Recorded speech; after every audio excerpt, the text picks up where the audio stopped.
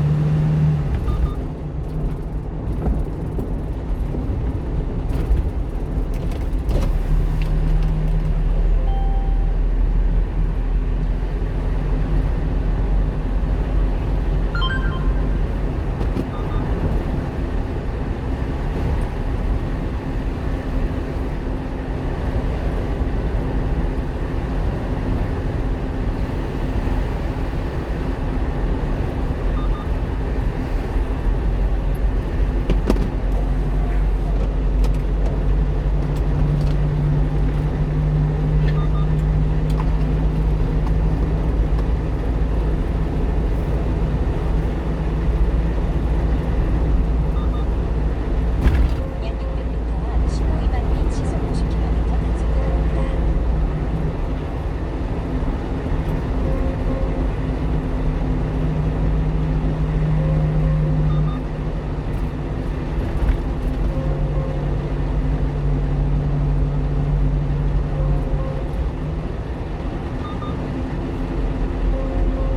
와,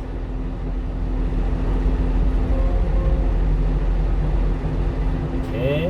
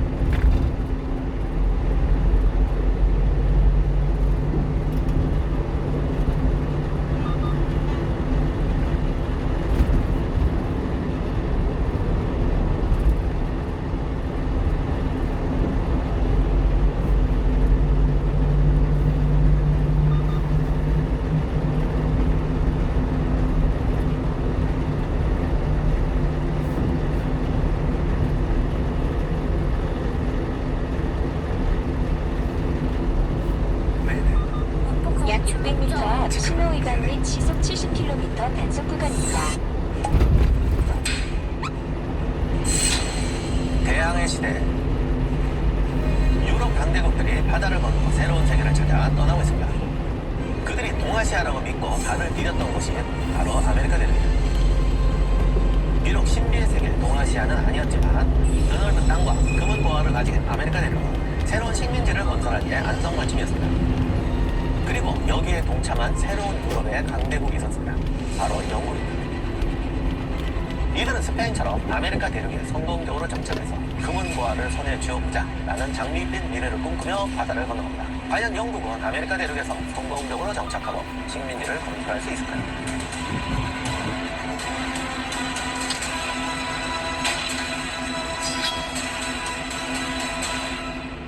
안녕하세요. 세상의 모든 전쟁사를 읽어드리는 전쟁사 읽어드립니다의 역사학자 임영환입니다. 남아메리카를 정복한 스페인은 식민지로부터 약탈한 금과 은으로 막대한 부를 얻었죠. 스페인의 행보에 다른 유럽 국가들도 자극을 받습니다. 프랑스도 1534년 탐험가 카르티에가 캐나다 지역을 처음 발견하고 북아메리카의 뉴 프랑스를 건설합니다. 이를 지켜보던 영국도 아메리카로 가서 부를 얻고자 했지만 어디에 식민지를 건설해야 할지 고민에 빠집니다. 그래서 고민 끝에 영국은 스페인의 손길이 아직 많이 닿지 않았던 북아메리카를 주목하게 됩니다. 사실 기록상으로 영국과 신대륙이 처음 접촉했던 것은 스페인보다 5년밖에 늦지 않았습니다. 1497년에 존 캐봇이라는 사람이 헨리 7세의 지원을 받아서 북아메리카의 북동부 연안을 탐험합니다. 그러나 캐봇은 신대륙을 통해서 동방으로 가는 데에는 실패했고 이때부터 거의 한 세기가 흐른 뒤에야 영국은 이곳을 식민지로 삼으려는 노력을 기울이기 시작하게 됩니다. 16세기에 런던은 상공업이 발달했죠. 그래서 런던을 중심으로 신대륙에 정착하는 사람들이 급격히 늘어납니다. 영국은 북아메리카 동부 연안에 묘한 땅을 발견하고 이곳에 식민지 건설을 하기로 결정합니다. 1606년 12월 20일 제임스 1세의 특허장을 받은 런던 회사는 탐험대를 출범시킨 후에 런던에서 아메리카로 향하는 배를 드디어 출항합니다. 144명이 가스피디어, 디스커버리, 수장 콘스탄트와 세 척의 배에 나뉘어 타고 아메리카 대륙으로 향합니다.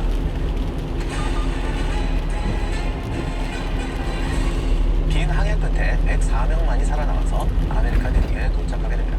영국 최초의 식민지는 바로 아메리카 북동부 연안지대 스페인과 프랑스가 개척하는 북아메리카 식민지를 피해서 자리를 잡았습니다. 영국 땅이라는 의미로 이것을 버지니아라고 이름붙입니다. 버지니아는 처녀 버진에서 나온 말인데 결혼하지 않은 영국 여왕 엘리자베스 1세를 기리는 의미가 있습니다. 그리고 영국인들은 버지니아에서 배가 닿은 곳에 정착해서 제임스타운이라고 약 마을 이름을 600m 붙입니다. 앞 신호 위반 이것은 및 시속 당시의 영국 왕 70km 제임스 1세의 이름을 단속 닦고 있었죠. 구간입니다. 영국인들은 원주민으로부터 안전할 것이라고 예상하고 내륙을 선택했는데 이것이 잘못된 선택이었죠. 제임스타운은 낮고 숲에서 농사짓기가 힘들었고 주변에는 숲이 우거져 있었습니다. 심지어 막강한 인디언 부족들의 영역과 맞닿아 있었죠. 즉 최악의 재앙이 예상되는 곳이었습니다. 여기에 말라리아 같은 풍토병까지 겹쳐서 정착민들은 질병과 굶주림에 시달리다가 죽어갑니다. 1608년 1월 런던에서 보급품과 사람을 태운 배가 도착했을 때 처음 제임스타운에 왔던 104명 중에서 38명만 살아남은 상태였습니다. 하지만 진짜 시련은 이제부터 시작됩니다. 1609년에 런던에 있는 버지니아 회사는 왕에게서 새로운 특허장을 받아서 더 큰 권한과 더 넓은 영토를 가지게 됩니다. 그리고 드라와경을 식민지의 첫 번째 총독으로 파견합니다. 회사는 자기 돈을 들여서 이주하기를 원하는 농장주들에게 주식을 제공하고 가난한 사람들한테는 회사를 위해서 7년 동안 일하는 무상 노동 계약을 이제 받고 운임을 대줘서 식민지로 파견하는 두 가지 방법을 사용합니다. 이것이 아메리카로 이주민을 유치하려고 발행한 팜플렛의 표지죠. 버지니아 생활이 풍요로운 결실을 보장해준다는 설명이 있습니다. 1608년 봄에 일부 여성들과 아이들을 포함해서 약 600명을 태운 배 9척이 버지니아로 떠납니다. 이 중 한 척은 허리케인을 맞아서 실종되고 다른 배는 버뮤다 해상에 좌초되어서 몇 달간 꼼짝할 수 없었습니다. 심지어 제임스타운에 도착한 사람들 상당수가 겨울이 오기 전에 열병으로 사망하게 됩니다. 1609년에서 1610년 사이의 겨울은 굶주림의 시기라고 불립니다. 이 지역 인디언들은 숲속에 살아있는 짐승은 죄다 잡고 정착민들은 울타리 안에 가두고 밖으로 나오지 못하게 합니다. 정착민들은 고립된 상태에서 개, 고양이, 쥐, 뱀, 두꺼비, 말가죽 등 눈에 띄는 건 뭐든지 먹었다고 합니다. 한 생존자는 시체까지 먹었다고 증언했고 정착민으로 추정되는 유골에서 절단 자국이 발견됐는데 이것이 인류까지 먹었다는 증거라고 보고 있습니다. 당시 정착민 240명 중에서 살아남은 사람이 불과 60명이었습니다. 이처럼 많은 사람들이 죽어가고 있었지만 그 그럼에도 정착촌은 계속 건설되고 확대됐습니다. 제임스타운 위아래로 강을 따라 줄지어서 새로운 정착지가 형성됩니다. 이것이 가능했던 첫 번째 이유는 총독이 질서와 규율을 만들어냈기 때문이었습니다. 두 번째는 영국인들이 새로운 정착지를 보호하려고 지역 인명 무력들을 더 자주 습격하면서 공세적으로 나가서 몰아내기 때문이다. 세 번째는 가장 중요한 이유인데 바로 정착민들이 담배를 발견했기 때문이죠. 콜럼버스가 서인도 제도에서 담배를 가져온 이후로 17세기 초에는 이미 유럽 전역에서 담배를 핍니다.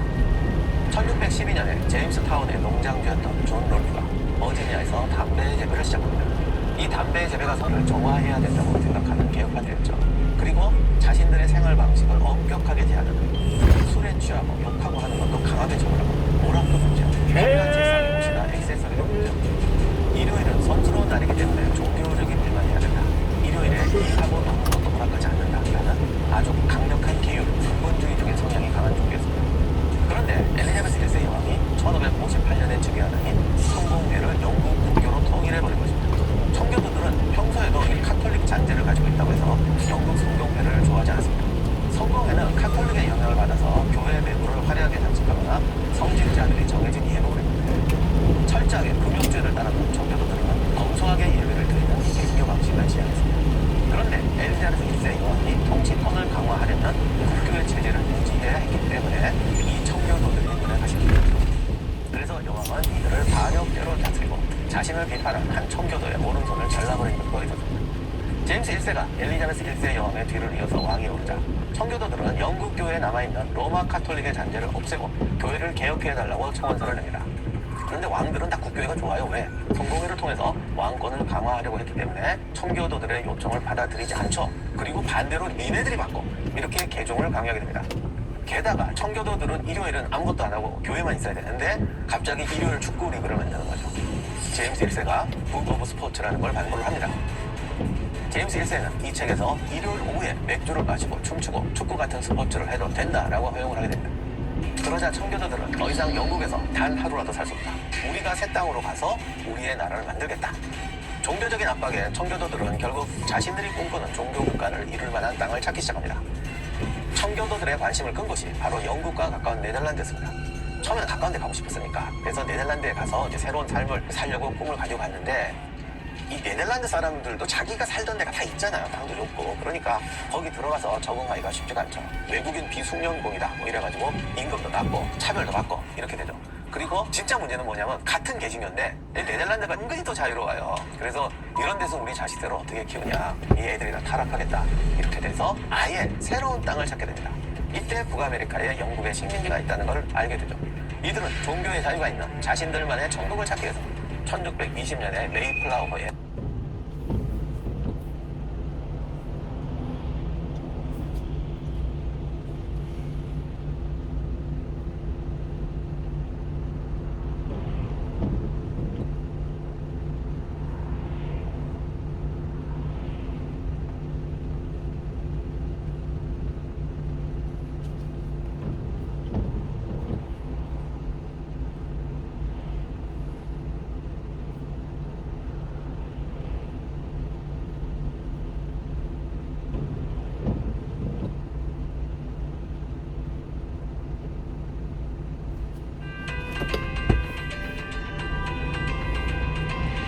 지금 혼다 자동차를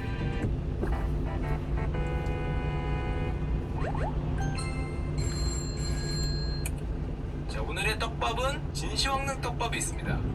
왜 가져왔냐? 잘 모르시는, 헷갈려 하시는 분들이 있더라고요. 진시황릉 하면 우리가 생각하는 게 이거죠. 이게 진시황릉이라고 생각을 많이 하세요. 얘기를 하다 보니까. 이게 진시황릉입니까? 진나라의 시황, 황제. 이거 병마총이죠. 병마총인데 진시황릉의 일부 하다 보면 이게 나온 게 아니냐라고 생각하시는 분들이 있어요. 그게 아니라는 내용을 잠깐 한 10분에 걸쳐서 얘기해 드리도록 하겠습니다. 일단 진시황의 무덤은 1974년 우물을 만들기 위해 주민들이 굴을 파다가 사람 모양의 토기, 도형 이런 거를 발견했습니다. 1978년 그래서 발굴이 시작되는데 내용을 보면 이 병마총이라 그러죠. 우리가 진시황의 무덤으로 많이 알고 있는 병마총의 위험을 보면 처음 세상에 나올 당시에는 색깔이 살아있었다 그래요. 막혀 있었기 때문에 산수하고 닿을 일이 없어서. 근데 문을 열고 공기가 들어가는 순간에 이렇게 다 여기 뜯어진 거 보이죠? 색깔이 다 날아가고 바스라지고 검은색으로 보이게 됐다. 옛날엔 다 색깔이 처음 열었을 때도 색이 선명했다 그러는데 지금은 이제 이런 형태가 됐습니다. 병마촉이 정말 대단한 게 규모도 엄청나고 7개의 갱도가 발견됐다 그러죠. 8,000개. 근데 이거 뭡니까 이거? 130개의 이런 전차. 이거 몇 명이 만들어내는 거야 도대체? 와, 이거 감도 안 잡히는데 이거 테라코타입니다. 테라코타. 찰흙으로 만든 거예요. 이 사람 크기잖아요. 정상 크기예요. 게다가 아직도 상당수의 병마용이 답하지 않은 걸로 얘기가 되고 있는데 더 놀라운 거는 여러분들 많이 들어보셨죠? 표정이 겹치는 게 단 하나도 없다. 물을 찍어낸 게 아니라 하나하나 장인의 이태리 장인처럼 중국 장인의 손으로 하나하나 만들어서 표정이 다 똑같지 않고 다 다르고 실물 크기다 180에서 190cm 정도의 큰 크기다라고 하니까 정말 얼마나 많은 사람들이 투입이 됐어야 이게 그 병마 갱 중에 하나입니다. 전체도 아니에요. 뭐 6개, 7개 있다 그러니까 이게 말이 되나 이게? 이거 언제 만드냐 진짜? 와, 이게 사람 크기의 저 테라코타에 뭐 말도 있고 8,000개 이상의 이런 게 여러 개 있다 그러니까 정말 어마어마한 규모라고 할 수 있는데 이 어마어마한 규모가 진시황릉이냐? 진시황릉을 파다 보니 있는 거 아니냐? 제가 알아본 바에 따르면 여기가 진시황릉이라고 흔히 얘기하는 곳이고요. 그 중에서도 요거고 여러분들이 지금 보신 병마총은 여기 있습니다. 여기. 얘는 뭐냐? 진시황릉에서 좀 떨어져 있는 그 릉을 지키기 위한 군대가 묻혀 있는 곳 정도의 규모인데 이 어마무시한 뭐 갱도가 7개고 아직도 발굴 못했고 이런 규모가 8개, 7개, 1갱도, 2갱도, 3갱도 하면서 쫙 있다고 하는 게 릉이 아니라 그 릉 가는 입구 쪽 지나가는 곳 거기서 그 릉을 이제 방어하고자 뭐 그런 게 있겠죠. 그런 의미로 이제 만들어 놓은 어떻게 보면은 앞에 있는 조각상 뭐 그 정도 이제 의미를 갖는다는 건데 야 그러면 도대체 진시황릉은 뭐가 어떻게 들어가 있길래 저 앞에 저런 걸 해놨냐. 그러니까 우리 피라미드로 치면 피라미드 안에 있는 게 아니라 피라미드 아직 열어보지도 않고 여기 앞에 뭐 세워놓은 거죠. 아니면 운막 뭐 이런 걸 지금 팠더니 그런 게 나왔다는 겁니다. 그러면 이 진시황릉을 파면 뭐가 나오냐. 저 앞이 저 정도면 이렇게 보인다고 하는데 아니 그보다도 더 놀라웠던 얘기는 이게 어떻게 지금까지 발굴이 안 됐을까? 발굴이 안 된 게 말이 되나? 털렸어야 되는데 얘기를 먼저 드리면 이렇다고 합니다. 사람들은 그동안 2200년 동안 산인 줄 알았다. 지금은 옆을 다 정리해놔서 무덤처럼 보이는 거고 이게 산인 줄 알았다는 거죠. 아 그랬다고 합니다. 뭐, 산이잖아. 무덤이라 이거 지금 요즘에 만든 거고 아무도 생각을 안 해. 산인 줄 알았다. 게다가 중국인들은 진시황릉에 대해서 별로 생각을 안 한 게 옛날에 그 항우가 저 함양 그 당시 수도에 입성할 때 진시황릉을 대대적으로 초안지 읽으면 나오죠. 30만 군대로 한 달 이상 릉을 털고 릉을 다 없애버렸기 때문에 없어진 줄 알았다라고 생각을 했다 그러는데 또 3개월 동안 막 태웠다 뭐 이런 것도 나오고 없어진 줄 알았는데 알고 보니까 아니었던 거죠. 돌아와 보면 지금부터 하는 얘기는 모두 가설입니다. 왜 가설이냐? 아직 발굴을 안 했으니까. 요 진시황 무덤 옆을 다 파갖고 있어요. 명확하게 보여요. 여기 가운데 있는 게. 근데 들어가면 되지 않아요? 발굴 안 했어요. 현재 기술로 발굴되면 훼손이 우려된다. 이거 언제 올지도 몰라요. 50년 뒤라는 말이 있고 60년 뒤라는 말이 있고 앞으로 몇백 년 안 열 수도 있는데 병마총을 발굴할 때 보니까 확 여니까 부서지더라. 그래서 아직 발굴하면 안 된다 라는 얘기가 있어서 아직 발굴을 안 했습니다. 일단 지금 좀 발굴을 안 했지만 옆에서 뭐 로봇 같은 걸로 찍고 하니까 진시황릉의 크기가 대충 한 500m 릉만 500m, 높이는 73m. 사마천의 사기에 따르면 투입된 노동자가 70만 명, 공사기간 39년. 거의 피라미드 뺨을 때리는데 이 좌우폭이 485m, 500m라는 거는 대피라미드가 밑변이 230m입니다. 밑변이 피라미드 2배. 높이는 대신에 피라미드가 146m인데 73m밖에 안 돼요. 그럼 높이는 낮고 밑변의 크기는 2배니까 이렇게 넓적한 형태구나 라고 생각을 하고 있었는데 그 정도만 생각하면 안 됩니다. 왜냐하면 현재까지 최근도 아니죠. 한 10년에 걸쳐서 나온 내용은 이래요. 진시황릉은 하나의 무덤이 아니다. 당시 수도인 시안을 본떠 만든 거대한 지하도시다. 이런 표현이 나오고 있어요. 이게 무슨 소리냐? 요게 릉인지 알고 파고 있었는데 파다 보니까 이게 릉이 아니라 이 둘레를 이런 벽으로 원래는 외성과 내성을 축조해서 야 이게 뭐야 이게 도시를 하나 만들어놨다는 거죠. 우린 요것만 팔 생각을 하고 있는데 잘 보니까 여기가 다 원래 내성과 내성을 축조해서 만든 도시더라. 그래서 내 외곽 성곽 둘레가 12km. 얘네는 스케일 하나는 죽이네. 여기가 12km. 12km짜리를 둘러갖고 그 안에 만든 거의 도시 같은 게 있고 그 가운데 있는 요게 우리가 팔려고 하는 진시황 무덤이더라 하는 얘기를 하는 겁니다. 사실상 하나의 지하 도시를 만들어왔다. 이게 도성이고요. 요 앞에 있는 게 입구시키는 군대. 그게 병마총 판 다음에 나온 거. 여기가 본능. 뭐 여기도 뭐 있고 여기도 뭐 있고 엄청나게 뭐가 많은 거죠. 주변에 도시처럼 만들었으니까 이것들을 이제 다 파야 되는 그런 상황인데, 중앙에 있는 요거 가장 우리가 관심 있는 진시황 릉 말에 따르면 중요한 부분은 지하에 들어가 있단 말을 하고 있어요. 위는 산처럼 돼 있잖아요. 요 위에 보이는 요 산처럼 보였던 요 릉이 알고 보니까 이게 피라미드처럼 위에 떠 있는 게 아니라 지하로 이렇게 있다는 거죠. 피라미드로 치면 여기만 보인다는 거잖아, 위만. 야, 얘네 스케일 하나 진짜 죽이네. 저걸 지하로 파서 지하 4층에서 30m라 그럽니다. 아래로 몇 층이 더 있는데 30m의 깊이로 박혀 있다. 그래서 진시황 묘는 여기 어디, 지하 어디에 있을 거라는 게 지금의 주된 얘기라고 하는데, 뭐 실제로 옆에서 뭐 찍어보고 한 거니까 대충 맞겠죠. 진시황의 무덤은 저 지하 4층에 궁전 가장 아래 어딘가에 있을 걸로 추정을 한다. 여기 릉 400m, 500m짜리고 여기는 뭐 집터도 있고 내성도 있고 이런 거라고 하고요. 그러면 우리가 궁금한 거는 뭐 옆에 있는 터들 말고 지하 4층에 궁전 가장 아래에 있다고 얘기를 하는 지하 궁전이죠. 사마천의 사기에 따르면 온갖 보물이 들어있고, 관의 둘레는 구리로 길을 만들어놨고 엄청난 양의 수은을 사용해서 마치 바닷물이 흐르는 것 같은 데코레이션을 해놨다라고 합니다. 아무도 못 들어가봤어요. 지금 열어보진 않는데 이렇게 써있으니까 그 앞에 가면은, 저도 가본 건 아닌데 관광객들 보라고 상상으로 이렇게 만들어놨다고 해요. 지하에 들어가면 아마 이렇게 돼서 요 아래 진시황 묘가 있고 뭐 이렇게 완전히 뭐가 둘러싸고 있는 이런 지하 궁전이 있을 거다라고 상상하고 있다는데, 실제로 과학자들이, 중국 고고학자들이 살짝 연구한 거에 따르면 지하 30m 높이의 건물이 땅속 무덤이 피라미드하고 같이 아래에도 묻어있다. 주요 부분은 지하에 있다. 미친놈들인가? 야, 사이즈가 커도 좀 너무한 거 아닌가 생각을 하는데, 하여튼 도시 하나를 만들어 놓은 거, 그게 이제서야 발굴됐다는 거죠. 이제서야 발굴된 거는 아까도 얘기했지만 산인 줄 알았다.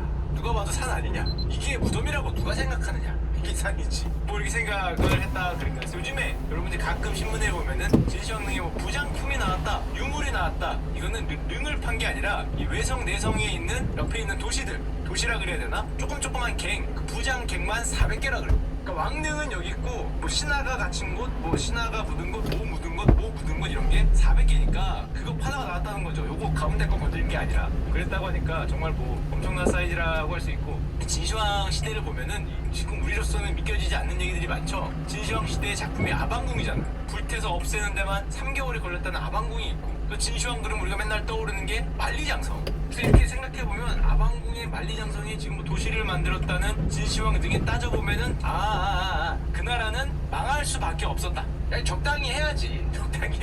셋 중에 하나 만들다가도 망할 것 같은데? 태우는 데만 석 달 걸렸다며. 이건 뭐 도시를 만들었고 지하 4층에 뭐 피라미드를 뭐 이렇게 해서 지금 뭐 이렇게 만들었다 그러고, 여기 뭐 갱이 400개 아직 입구도 못 찾고 있다고 이딴 소리 하고 있고, 만리장성은 뭐 그런 소리를 하는 거 보니까 망할만 했어. 무슨 뭐 호를 문제, 뭐 아들이 뭐 호 때문에 망한다 그게 아니라 너 때문에 망한 것도 너 때문에. 이 정도 하면은 지금 중국도 망하겠다. 지금 중국도 디폴트 당해서 디폴트. 그게 아닌가 생각이 되고요. 요쯤에서 사실은 하나 비슷한 정도의 규모의 떡밥이 하나 더 있습니다. 이것도 발견이 됐어요. 열 수도 있는데 안 열은, 바로 그 떡밥은 여러분이 교과서에서 많이 보시던 당나라의 여왕제 측천무의 무덤도 있습니다. 이건 잘 못 들어보셨을 거예요. 건능이라 그래요. 측천무가 이렇게 생겼냐? 여러분들 환상을 키워주려고 측천무 역할을 했던 배우를 갖고 왔고요. 수상화에 따르면은 이렇게 아시죠? 624, 690 당나라의 황제인데 중국 역사상 최초이자 유일한 여왕제입니다. 30살에 황후가 돼서 80살에 황제되죠. 중국 대륙을 50년간 주무른 누님이 되시는데요. 이 누님의 무덤이 믿기지 않겠지만 도굴이 안 되고 남아있다고 합니다. 못 찾았냐? 찾았어요. 찾았는데 뭘 못 찾았냐? 입구를 못 찾았어요. 이게 말이 되냐? 아니야, 그래도 아무리 입구 못 찾으면 옆에 뚫고 들어가면 되지. 뭐 피라미드는 입구 찾아서 들어갔나? 옆에 다른 데 구멍 뚫어서 들어가더만. 이게 말이 되냐? 저도 말이 안 된다고 생각하는데 말이 된대요. 역사에 나와 있는 도굴 시도만 17차례인데 다 실패했다라고 생각을 하고 있다 그럽니다. 예를 들면 이 신문 기사에 나온 최유식 선생님의 글을 보면 당나라 말기에 황소가 40만 대군을 동원해서 산을 팠지만 입구를 못 찾았다. 또 뭐 군벌 누가 뭐 몇십만을 동원해서 암소층을 폭파시켰지만 못 찾았다. 지금부터 날 소개할게. 난 어디든 달려가는 편. 고민 해결엔 진심인 편. 같이 웃는 게 제일 좋은 편. 이젠 하나뿐인 내 편. 내 편이 하나 생겼다. This is some prize. 정수기로 깨끗한 물을? 너무 당연한 얘기 아닌가요? 웰스를 쓰는 이유는 달라요. 미네랄로 가득 찬 물. 웰스라면 이런 게 당연하니까 제네시 진대사를 회복해주는 미네랄 워터 정수기. 함께한 20년 좋았어? 달랐어. 믿고서 웰스 써. 외계인이 만들었다. 이걸 못 찾을 수가 있냐라고 생각을 하는데 사이즈를 보면은 여러분들 이해를 합니다. 무덤을 왜 입구를 못 찾지? 그게 무덤이 아니라 산이, 얘네는 이 양산이라 그런다는데 이 산이 그러니까 어딘가 산을 파고 어딘가 들어가서 그러니까 한마디로 뭐라 그래야 되지? 갱도라고 해야 되나? 무슨 석탄 갱도? 그러니까 어딘가에 들어가서 저 뭐 석탄 캐는 뭐 그런 느낌인 거죠. 뭐 저기 안에 어디 있겠지. 그러니까 이게 어디서부터 파야 굴로 들어가는 건가? 다이아몬드 광산도 아니고 광산이 광산 이 정도면 이 산을 통째로 파고 들어가서 저 안에 어딘가 만들었다고 하는데 어딜 파야 되나 좀 그쵸. 산입니다. 산, 거대한 산. 그러니까 어딜 저 아래 광산이 있겠지. 다이아몬드가 어디 있는데 이걸 찾으라는 말과 굉장히 비슷한 난이도라고 합니다. 그래서 아직까지도 안 파지고 있다. 측천무와 당나라 고종 편이 같이 합장되어 있다고 말하는 권능이고 지금 관광지라 그래요. 여러분들 삽 들고 가서 파면은 되냐? 잡혀가죠. 이게 문화재이기 때문에 이렇게 명확하게 알려져 있는데 도굴이 안 된 것도 굉장히 신기한데 아까도 얘기드렸지만 이 정도 규모의 링이 도굴이 안 될 수 있었던 거는 거의 광산이기 때문에 무덤 입구를 찾는 게 어려웠다. 대포까지 동원해서 산을 쏴봤지만 산에 대포를 쏴봐야 산이죠. 야 요즘 니들 벙커버스터를 쏴봐야 산이기 때문에 그거 언제 쏴? 뭐 우공이 산도 아니고 산을 밀 수가 없어서 무덤 입구를 만든 거를 지금까지도 실패했고 근데 옆에 보면 무덤 주변을 지키는 석상들이 있습니다. 이렇게 석상들이 61개인가 있대요. 자기들한테 조공을 바치는 나라의 그런 애들을 이렇게 표시했다 그러는데 다 조공을 바치는 나라를 뜻합니다. 근데 보면은 머리가 없어요. 다 누군가가 일부러 없앤 거죠. 그래서 이런 말이 있어요. 도굴을 실패한 무리들이 열받아서 머리를 날려버렸다라는 병마총 같은 거죠. 이런 썰이 있는데 뭐 썰일 뿐이고 실제로 왜 없어졌는지 모르니까. 그런데 이번엔 저게 왜 발견이 됐냐? 1958년에 도로 개발을 위한 발파 작업을 하다가 무덤 입구가 발견됐다고 합니다. 요즘 현대적으로는 사실은 발파 작업 안 해도 찾으려면 찾을 수 있겠죠. 뭐 엑스레이 찍고 할 거 아니야. 어떻게든. 근데 발파 작업을 하다 보니까 철이 붙어 있는 이 사기에 나와 있는 형상 그대로의 돌 입구가 나왔다. 뭐 철이 어떻게 돼 있겠지 이런 식으로. 그래서 1960년에 중국의 건능, 지금 말한 측천무의 무덤 발굴위원회가 성립이 됩니다. 파보자. 야 이건 대박이다. 당나라를 최전성기 50년을 지배하던 최강의 여왕제 무덤이 게다가 저 고종, 자기 남편하고 쌍능이야. 쌍능 무덤이 2개인데 저 안에 있는 보물이 뭐 도대체 얼마가 될지 상상이 안 되잖아. 상상이 안 되는데 입구를 발견했으니까 저걸 파보자. 참고로 이때 팠으면 정말 대박일 뻔한 게 연들어 보세요. 언제예요? 1958년이에요. 조금 있으면 뭐가 나옵니까? 만약 지금 파서 엄청난 보물이 나왔다. 조금 있으면 뭐가 와요? 문화혁명이다.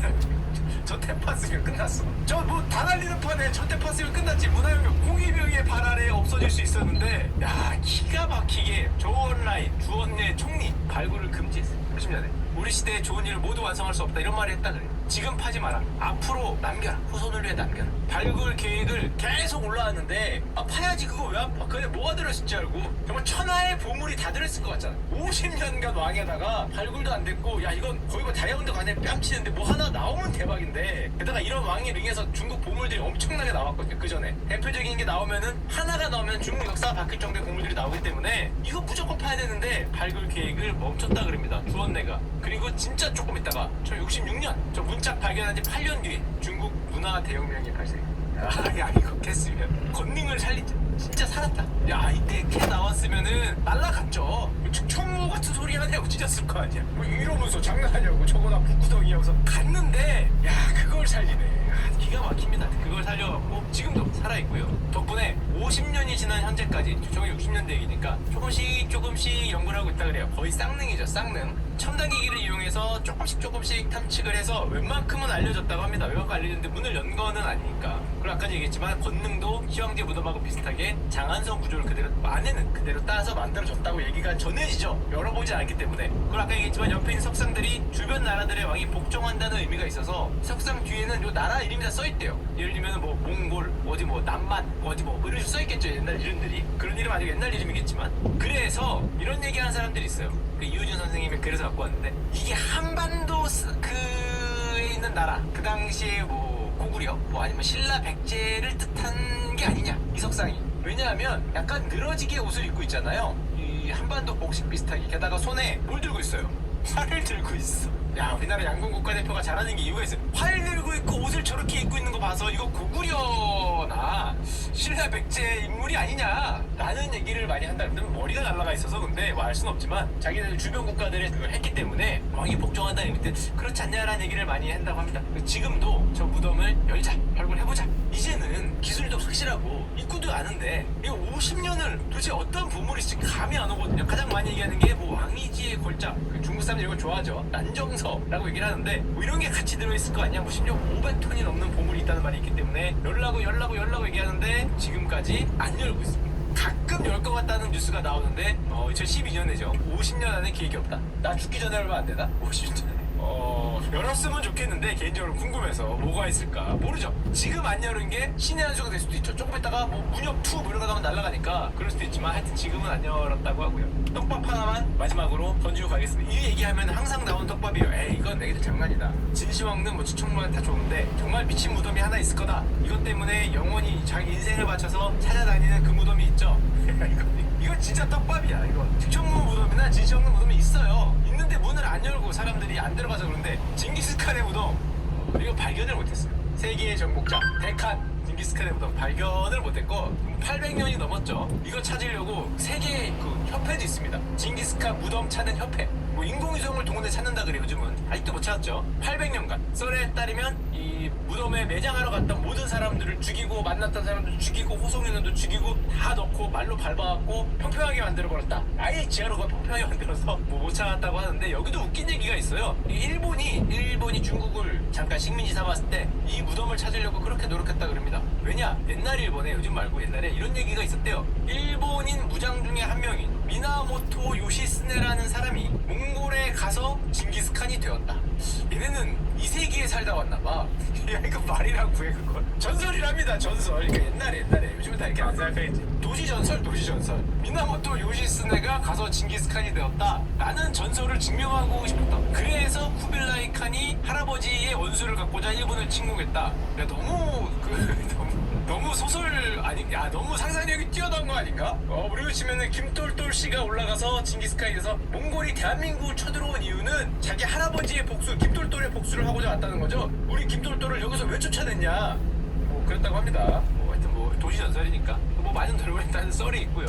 이 징기스칸의 무덤은 힌트가 있다 그럽니다. 여러분 혹시 찾으러 가실까봐 이렇게 돼 있대요. 딱 하나 원사의 원나라 역사에 써 있다 그럽니다. 장기령곡 매장했다. 어디에?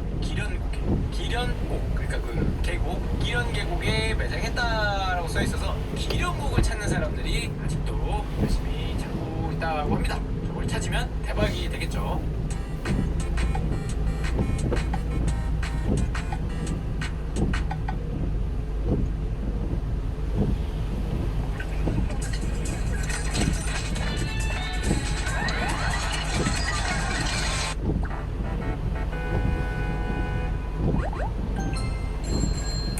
제가 정말 재밌는 걸 하나 그 샌드박스하고 찍고 있는 게 있는데 지식의 밥이라는 프로인데 거기에 우리나라에서 거의 유일한 이집트 전문가시죠. 박민수 소장님. 정말 유명한 분인데 제가 이분과 옆에서 얘기할 기회가 있었어요. 우리나라 유일의 이집트학 전문가 분한테 피라미드 얘기를 바로 옆에서 들을 수 있는 이런 찬스가 잘 없어요. 그걸 누가 알겠어. 저 같은 사람이 아무리 얘기를 해도 제대로 된 소스가 아닐 수 있는데 전문가를 통해서 들었으니까 얘기를 안 할 수가 없죠.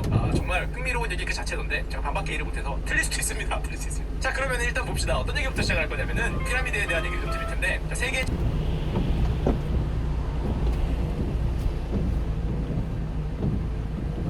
피라미드인데 바빌론 공주정원 뭐 제우스상 로도스 거상 뭐 파로스의 등대 무슨 뭐 영묘 아르테미스 신전 뭐 이런 게 있다 그러는데 참고로 세븐 언더스라고 불리는 세계 7대 불가사리가 세계 7대 경이죠. 불가사리라 그러니까 우리가 무슨 뭐 우주에서 온 뭐 그런 불가사리인지 아는데 불가사리가 아니라 언더스니까 정말 경이롭다는 뜻인데 그리스 시인 뭐 안티파트로스가 시에서 언급한 당시 놀랄만한 건축물 7개 정말 놀라운 건축물이에요 라고 7개를 보여줬다는 건데 이 사람이 기원전 2세기니까 한 2200년 전 인물입니다. 그런데 저 시에 등장하자 건축물들의 공통점이 있어요. 뭔가 놀라운 건물 7개 당연하지만 자기 동네 근처죠. 이분이 그리스 사람이거든요. 돌아다닌 게 한계가 있을 거 아니에요. 가봤겠어 이거요? 프랑스 내연구 또 국경 안 와봤을 거 아니에요. 가본 데가 여기죠. 그래서 그 세븐 언더스인지 세계 7대 불가사리가 사실 여기 있습니다. 옆 동네죠. 자기 수원에 하나, 화성에 하나, 동탄에 하나, 뭐 이렇게 여기 좀 먼 거는 뭐 청주에 하나. 자기 동네에서 사실은 뭐 7개 골라서 뭐 말이 세븐 언더스인지 보고 또 잘 보면 이 시인이 2200년대 사람이에요. 무슨 소리냐? 그 세븐 언더스인지 뭔지가 비슷하죠. 2600, 2500, 2300, 2300, 2400, 2200. 한마디로 자기 동네 근처에 조금 오래된 건물, 조금 멋있어 보이는 거, 조금 비슷한 거, 오래된 건물 7개 뽑았다. 닮았다고 할 수 있는데 문제는 뭐 사람이니까. 근데 얘는 다릅니다. 기자의 피라미드는 달라요. 뭐가 다르냐? 여긴 2000년대잖아요. 지금부터 2000년 전. 이분은 대충 4500년 전이죠. 차원이 다른 분이죠. 아까도 뭐 2000년 전, 2500년 전 그러는데 이분은 거기서 2000년을 한 번 더 가야 돼요. 한마디로 저분이 시를 썼을 때에도 이미 2000년대 건축물이었어요. 무지하게 오래된 건축물일 거예요. 그 당시에도. 게다가 저 지금 말한 7대 불가제 중에 가장 오래된 분인데 나머지 6개 다 없죠. 지금 뭐 이미테이션만 있죠. 원래 다 무너지고 없어졌는데 이분만 살아있죠. 유일하게 또 살아남았다는 다른 점이 있는데 예를 들면 이런 거 많이 보여드렸으니까 얘기는 안 드릴 텐데 현대가 여기고요. 이분이 봤다는 뭐 6대, 7대 불가사의가 대부분 여기고 거기 앞이 진시황 우리나라 신라탄생인데 이게 갑골 문자고 거기로부터 2000년 뒤로 가면은 이분이 있는 거죠. 많이 보셨죠? 인터넷에서 메머디 형님과 같이 있었다 그런 말이 나올 정도로 우리 전에 긁는 건데 피라미드는 참고로 제가 들어오니까 이집트 사람들은 피라미드라고 안 불렀다 그래요. 제가 소장님한테 직접 들었습니다. 메르 이렇게 우리로 치면은 뭐 고인도를 갖다 지네 마음대로 터구 사람들이 이름 붙인 게 피라미드죠. 지네 마음대로 이름 붙인 건데 여기서 재밌는 게 저 고대 피라미드라 그러면 이집트 역사가 워낙 기니까 여기도 피라미드가 있어요. 이런 시대 피라미드 말고 뭐 4500년 전 이 피라미드에는 제가 직접 들었는데 미이라가 발견된 적이 없다 그럽니다. 그러니까 무덤인지 아닌지 사실 모르는 거죠. 무덤이라고 생각은 하지만 여기 있는 것들이 이제 앞에 있는 것들이 무덤이 되니까 그러면 우리가 책에서 배운 쿠프왕의 대피라미드 엄청 큰 거 거기서 뭐 나왔어요? 제가 물어봤거든요. 근데 그러시더라고요. 거기 없어요. 이랬대요. 저기가 왕의 무덤인가? 뭐 아무것도 너무 없어도 너무 없고 벽에 뭐 부조라도 있어야지 뭐 이렇게 뭐라도 적어놔야 되는 거 아닌가? 아무것도 없다. 뭐 대두하는 것만 나왔다. 그래서 그게 왜 그러냐? 물론 썰 일은 그거죠. 털렸다.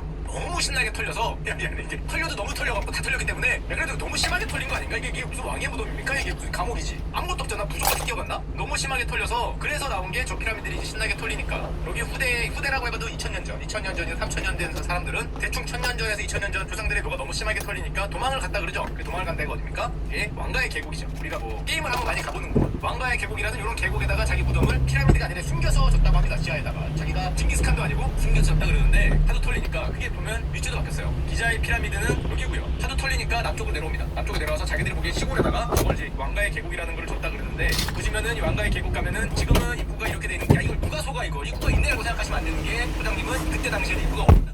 최근에 만든 거기 때문에 이렇게 이게 숨겨놓은 거냐라고 웃으시면 안 돼요. 저건 최근에 입구를 만들었다고 하죠. 물론 저렇게 만들어도 사람이 바보가 아니죠. 저걸 누가 속겠어. 그래도 다 털렸다 그러죠. 99%가 털렸고요. 한두 개 살아남았죠. 한두 개 살아남아서 그 유명한 게 우리가 흔히 아는 투탕카멘이라고 그러는데 저래가 다 털렸다 그래요. 심지어 제가 말로 들었는데 이 무덤이 왕의 무덤이잖아요. 이런 데가 털렸단 말이에요. 그럼 비어있잖아. 그럼 무슨 생각입니까 여러분들은? 자기 아버지가 돌아가셨어요. 할아버지가 돌아가셨어요. 그럼 그분을 미이라로 만들어서 여기다 몰래 넣는 일이 있었다고 합니다. 이게 괜찮은데. 그 왕의 무덤에 그 넣는 거죠. 우리 집에는 어디에 넣었다 그래야 되냐? 뭐 정릉 뭐 무열왕 무덤 뭐 이런 데 넣는 거죠. 자기 아버님 할아버님 뭐 이런 분들 실제로 있었다 그럽니다. 그래서 나오는 미이라가 거기 왕의 미이라인지 잘 봐야 된다고. 잘못 보면은 걷다 갔다 누가 넣은 미이라가 그렇게 많았다 뭐 이런 말씀하셨는데 하여튼 그래갖고 보면은 뭐 투탕카멘은 유일하게 안 털려갖고 뭐 이런 가면도 유명하잖아요. 이 가면 뭐 이런 뭐 석방 같은 거 뭐 부장품도 나오고 그랬다는데 그래서 이 투탕카멘이 사실은 10년도 제위 안 하고 정말 일한 거 하나도 없고 권력도 없고 아무런 그것도 없는 힘없는 어린 왕이었고 금방 돌아가셨지만 제일 유명하죠. 무덤이 안 털려서. 무덤이 안 털려서 제일 유명하죠. 저게 뭐 일하는 인부들의 뭐 막사 아래다 뭐 그런 말이 있죠. 그래서 그래갖고 제일 유명한 파라오가 됐는데 세상은 참 살아봐야 되는 거고. 하여튼 저건 이제 왕가의 계곡으로 가는 거고 아예 아무리 그래도 이 쿠프왕의 대피라미드에 없어도 너무 없지 않냐. 그래서 썰이 있습니다. 엄청난 대형 떡밥. 지금부터 이 얘기를 하려고 지금까지 얘기를 드린 거예요. 무슨 대형 떡밥이냐면 여기는 파라오의 미이라가 있는 방이 아니다. 이 방은 페이크다. 실제 왕의 파라오의 미이라가 있는 방이 따로 있을 거다. 이 방 이름이 왕의 방이거든요. 이거 이름도 그냥 서구 학자들이 지은 거예요. 모르죠. 들어가니까 그 방이 있었을 뿐이지. 여기가 아니라는 떡밥이 있습니다. 직접 들었습니다. 여기가 아니라는 떡밥. 야 그러면 일단 피라미드 생긴 걸 봐야 되는데 입구가 이렇게 돼 있다 그래요. 가보신 분 계시는지 모르겠는데 여기가 본래 입구고요. 근데 일로 안 들어가죠. 어디로 들어갑니까? 여기로 들어갑니다. 이거는 뭐야? 이 개구멍이라고 생각하지만 이거는 뭐냐? 저거는 뭘까요? 왜 구멍이 두 개일까? 여기로 들어가야 되는데 이건 누가 봐도 문처럼 생겼잖아요. 저 정식 입구는 확대해보면 멋있어요. 물론 그때는 가려 있었겠지만 이렇게 생겼어요. 정말 입구처럼 쫙 여기 있고 아래 들어가고 이거 처음에 발굴할 때 사진 보면 멋있어요. 입구가 이렇게 쫙 돼 있고 여기로 이제 들어가는 게 정식 입구인데 아무도 일로 안 들어가죠. 들어가긴 하죠. 거의 안 들어가고 대부분 저 개구멍으로 들어가죠. 저 개구멍은 뭐냐? 도구를 위해서 포기하고로 그 이슬람 무슨 왕이 여기 구멍 들어갔고 여기로 들어간 겁니다. 뭐 없나 털어보자 해서 들어간 구멍이 지금까지도 관람객이 절로 들어가고 있는데 그쵸? 참 잘 털었더라고요. 이거 제가 그려왔는데 이렇게 털었다 그럽니다. 본 입구는 원래 이렇게 들어갔는데 여기다가 폭탄으로 빵빵빵빵해서 이렇게 도굴용 입구를 만들었고 지금도 절로 개구멍으로 들어가고 있는데 뭐 하여튼 저기로 들어가 보면 피라미드 안이 이렇게 좁대요. 좁아갖고 이렇게 엉거주춤하게 들어가는데 중간에 대회랑이라고 좀 큰 데가 있습니다. 높이 한 몇 미터 되는 이게 넓은 공간이 공간이 잠깐 나온 다음에 조금 더 가면은 우리가 흔히 이름을 붙이기를 왕의 방이라는 아까 전에 보여줬던 텅 빈 공간 왕의 방이 있고 너무 없는 것 같은데 하고 더 찾아보니까 옆에 조그맣게 하나 더 있더라. 왕비의 방. 이름 그냥 지은 거예요. 실제 왕비인지 왕인지 아무도 모른다 그럽니다. 둘 다 비어있는 방인데 이름을 이렇게 지은 거고 또 하나 아래 지하방 세 개가 있다 그러는데 그런데 이게 좀 가보니까 왕의 방이 이게 뭐가 좀 아까도 얘기했지만 뭐라고 달려있어야 될 거 아니에요. 아무것도 없고 왕비의 방이라고 불리는 데를 갔더니 이게 뭐 하인의 방도 아니고 뭐 없어요. 여기 조건도 없어. 아무것도 없어. 그러면 혹시 지하방? 여기는 페이크인가? 지하방에 갔더니 이게 이거 방도 아니잖아. 이게 무슨 이게 뭐야 이거? 변소인가? 그렇게 생각할 정도로 뭐 있으니까 깔끔해도 너무 깔끔하고 뭐 아무것도 없고 왕의 방, 후대의 방 이런 거 이름도 나중에 지은 거고 그러니까 모르겠으니까 게다가 아까 전에 지도를 자세히 본 분들은 그런 생각을 하잖아요. 지하방에서 가는 길에 뭐가 있을 거다. 길이 있었대요. 근데 막혀있다. 그래서 후대 사람들은 짓다 만 건가? 뭐 이런 생각을 한대요. 아니 모르는 거죠. 막혀있으니까. 짓다 마른 건가? 뭐 인부들이 뭐 이러다 왔나? 그런 얘기를 한다는데 이 통로는 또 새로 찾은 통로고 또 중간에 하필 또 통로도 새로 찾아갖고 사람들한테 내가 뭐 안 찾은 게 있을까? 라는 꿈과 희망을 주는데 실제로 있었습니다. 직접들은 이제 전설의 모양 믿거나라다가 지금부터 시작이 됐는데 저 왕의 방 벽에 잘 보시면 구멍이 있어요. 물론 우리가 게임 하시는 건 잘 알겠지만 보통 저런 구멍은 불을 누르거나 뭘 넣는 거죠. 그럼 뭐가 드르륵 열리면서 그죠? 여기가 이제 이렇게 빨간색 이렇게 표시되는 거죠. 원래 이렇게 뭐가 이렇게 표시되면서 갑자기 드르륵 열리면서 뭐를 하는 건데 아니면 여기가 약간 떠있던지 이렇게 모양으로 위에 밟고 한 번 뛰면은 꺼지는 거다 하는 건데 구멍이 있어요. 원래는 막혀 있었답니다. 처음에. 그래서 이렇게 생겼답니다. 사람은 못 들어가지고 만한 구멍인가? 이게 뭔지 또 궁금하니까 이 로봇으로 이 안에 청소하면서 넣어봤더니 외부로 뚫려 있었대요. 아 어디 연결될 줄 알았는데 외부로 이렇게 뚫려서 별자리가 뭐 있어서 뭐 왕이 뭐 별을 보라는 건가? 뭐 이런 이집트에서는 뭐 저런 스타 신화가 있으니까 외부로 뚫리길래 아 뭐 없네 아깝다라고 하고 있었는데 여기서 끝나야 되는데 어떤 궁금증이 가득한 자가 대체로 그렇게 설명해 어떤 궁금증이 가득한 자가 이게 생각해봐요 여러분 여러분의 게임을 많이 하면은 왕의 방에 구멍이 있었거든. 그러면은 여왕의 방에도 있지 않을까라는 생각을 했대요. 그래서 두들기면서 했다고 게임 많이 하고 있죠. 두들기면서 뭐가 소리가 다를까를 실합니다. 실화 두드리다 보니까 야 실제로 소리가 안 나는 데가 있더라. 오 퉁퉁퉁퉁 해보니까 구멍이 있었어요. 야 대단한 사람이다. 구멍을 발견했다 그럽니다. 근데 문제는 아까 왕의 방에 구멍을 봤지만 저기에 이게 안 보이잖아요. 저 구멍이 60m가 넘어요. 63m인가? 뭐 그랬다니까 이게 보면 안 보이잖아요. 그래서 손을 뭐 넣을 수도 없고. 그래서 저 고민을 해요. 그렇다고 피라미드 부술 수도 없잖아. 이거 보려고 저기 뭐 정우를 깰 수도 없는 거고 저게 4,000년짜리인데 문화재잖아요. 그래서 고민을 하다가 아무리 봐도 저 뒤에 뭐가 있을 것 같거든요. 누가 보더라도 이 떡밥을 참을 수 있습니까? 아무것도 없었는데 구멍이 있는데 구멍이 길어 보여. 뒤에 뭐가 있는 것 같잖아. 여기가 막혀있어 보라. 야 그래서 이 떡밥을 참지 못하고 물죠. 뭡니다. 아니 참을 수 없지. 이건 참을 수 없지. 실제로 프로젝트 이름도 있어요. 제디 프로젝트. 피라미드 대탐사 계획. 저 뒤에 숨겨진 무언가 있다. 보물인지 미인인지. 빠바바빰 진짜 했어요. 이걸 프로젝트 제디. 뭐랬냐? 얼마 안 된 얘기예요. 수십 년 된 얘기가 아닙니다. 최근 얘기예요. 최근 얘기. 2010년 영국 리즈 대학교가 리즈 시절의 리즈 대학교가 5년간의 제작 기간을 들여서 탐사 로봇을 개발합니다. 이거 땅강아지처럼 생긴 얘가 5년에 걸쳐서 개발한 로봇이요. 여기 딱 맞춰서 이제 기어 들어가서 몇 미터인지 몰라 쫙 들어가서 보는 거죠. 뭐 있는지 이걸 해보려고 실합니다. 실화. 이거 해서 드디어 5년간의 개발을 끝내고 이집트 당국의 허락을 받고 로봇이 출동하죠.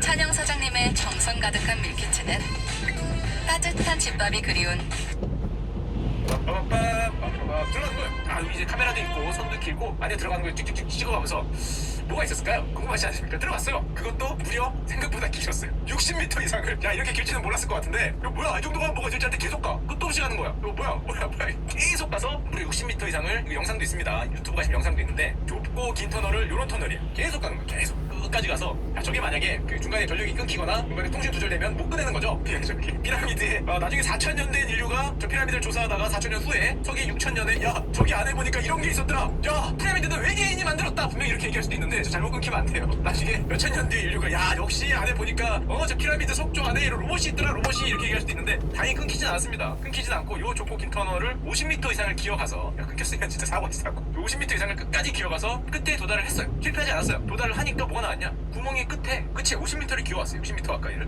막혀있는데 그냥 막혀있으면 차라리 포기를 하는데 알 수 없는 손잡이가 달린 돌로 막혀있는 거야. 그냥 막혀있어야지. 또 하필 손잡이가 있어요. 이거를 자 이 떡밥을 참을 수가 없잖아 또. 아니 그냥 막혀있던 거야 진짜. 저기 왜 손잡이 같은 야 이거 참기 힘든데 이거 아니 이게 이거 땡기라는 건가 누르라는 건가 그 60m를 기어 좁은 데를 막혀있는데 원래 어두 깜깜한데 지금 빛을 비춘 거죠. 이게 있으니까 이것도 참을 수 없잖아요. 근데 이거 어떻게 로봇이 저걸 뭔 힘이 있어요. 어떻게 할 수 없잖아. 로봇이 이렇게 생겼어요. 야 이거 어떡할 거야. 로봇 대가리로 밀 수도 없고 저 벽인데 되게 또 고민을 합니다. 고민을 해요. 야 저 로봇에 뭐 손을 만들어야 되나 손을 만들어도 이걸 지금 어떻게 제대로 이게 잘 안 되니까 여러분들한테는 어떻게 했겠어요. 저희가 어디냐면 여기입니다. 여기에요. 지금 60m를 기어갔어요. 돌이에요 돌. 여기 지금 피라미드가 엄청 돌이에요. 여기야. 저거를 손잡이가 보였단 말이지. 그래서 결국은 참지 못했죠 이것도. 그래서 믿기지 않겠지만 저 4,500년 된 저 벽에 구멍을 뚫기로 결정합니다. 야 이걸 문화재청에서 통과해준 게 대단하다. 손잡이 이건 어려우니까 조작이 안 되니까 드릴로 뚫어서 요 뒤에 뭐가 있는지 보겠다라는 프로젝트를 계획을 해요. 야 이게 어떻게 통과됐지? 야 석굴암에 구멍 낸다 그러면 허가해줄까? 대이집트 피라미드, 쿠팡의 피라미드 저기에 구멍을 뚫기로 결정을 했어요. 뚫습니다. 구멍이야. 궁금한 건 못 참지. 야, 궁금한 거야. 떡밥이 좀 대형 떡밥이라 이해는 합니다. 싫어합니다. 밑가는 건 아니고요. 그래서 구멍을 뚫고 구멍 동그랗게 생겼죠 아래? 진짜 부푼 꿈을 안고 요 아래 렌즈를 넣는 거예요. 렌즈를 넣어서 뭐가 있나 봐야 될 거 아니에요. 그 뒤에 설마 번쩍이는 황금 뭐 아니면은 쿠팡의 미이라 석판 뭐 이런 게 있을 수 있잖아요. 야 얼마나 떨리는 순간이겠어. 제가 좀 이따 보여드릴게요. 이 떨리는 순간 저기다 이제 밀어 넣습니다. 여기서 다음 주 시간에 그러면 아마 엄청 화를 내실 거고요. 여기까지고요. 다음 시간에 다시 하겠습니다. 이러면 딱이 맞겠죠. 자 이게 어느 순간이에요. 봅시다. 과연 뭐가 있었는지.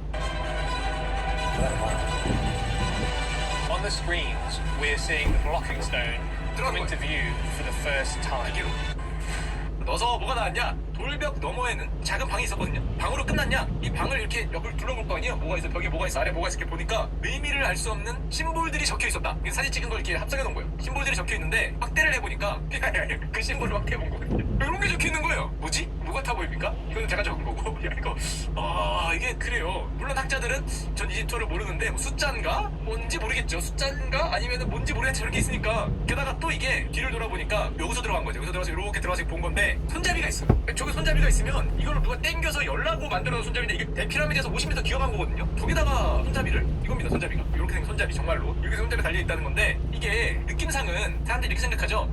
이렇게 줄을 연결해서 이거를 땡길 때 썼던 것 같은데 이게 그러면 피라미드 완공 전에 뭐 구멍 뚫는 데를 막은 건가? 아니면 이 구멍에 사람이 다닐 수 없는 크기인데 도대체 이거를 왜 이 뒤는 또 막혀져 있고 저길 또 뚫을 수 없잖아요. 그 돌벽 뒤에 그 방 뒤엔 이렇게 뭔가 칠이 돼 있고 뭐가 있고 또 돌이 있는데 두 번째 차단돌.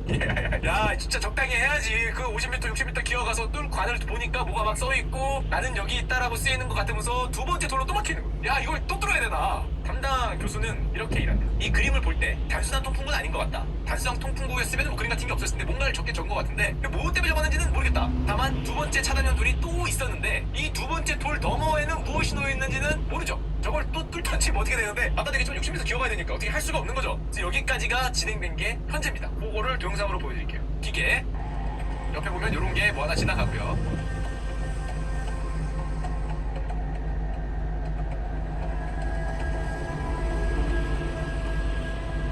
야, 이 미스터리 떡밥도 아니고 뒤에 보면 저도를 어떻게 해야 되냐로 고민을 많이 했다는 거죠. 이게 바닥에 보시면 뭐 적혀 있고 뒤에서 보면은 뭐 이런 것도 있고 손잡이도 있고 뭐 이렇게 라인도 있고 저 나중에 나머지는 유튜브 가서 보시면 그렇다고 합니다. 현재 진행형이에요. 뭔가 있는 것 같은데 뭐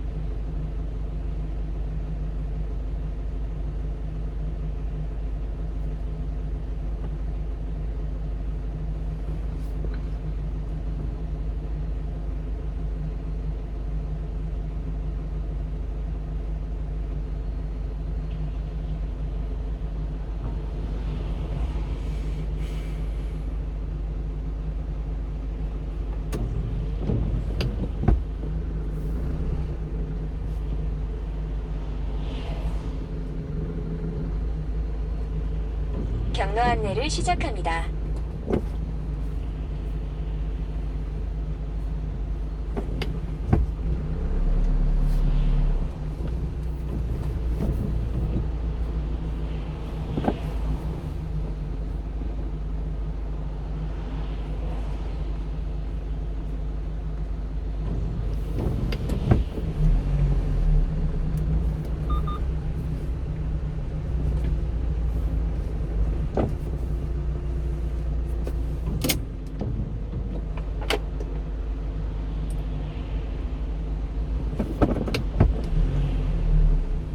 예, 형님.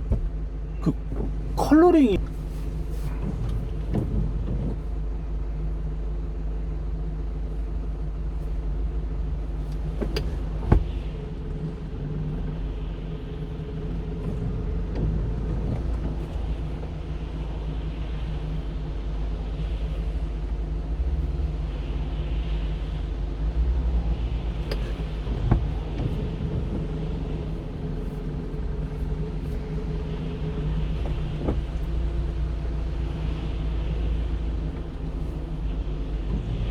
함께 만들어 봅시다. 오른손에 손 받고 가며 앙터 앙터.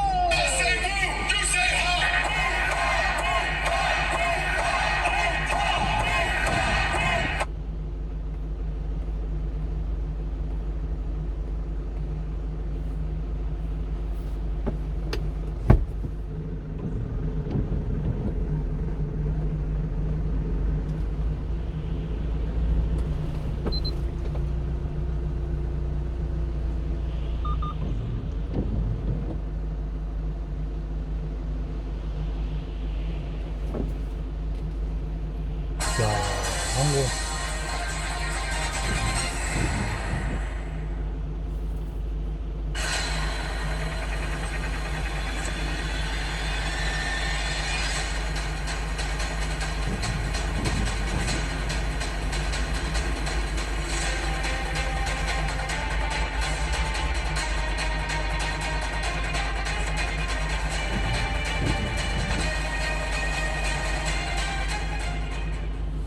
예, 보신 그대로입니다. 오늘 뉴스 탑10은 정치 뉴스가 아닌 바로 이 사건으로 시작을 하겠습니다. 제주에서 대구로 오던 아시아나 항공기가 대구 공항상공에서요 착륙 전에 문이 열리는 정말 아찔한 사고가 발생했습니다. 이 비행기에는 승객 194명이 타고 있었습니다. 영상부터 당시 영상 먼저 더 살펴봐야 할 것 같습니다.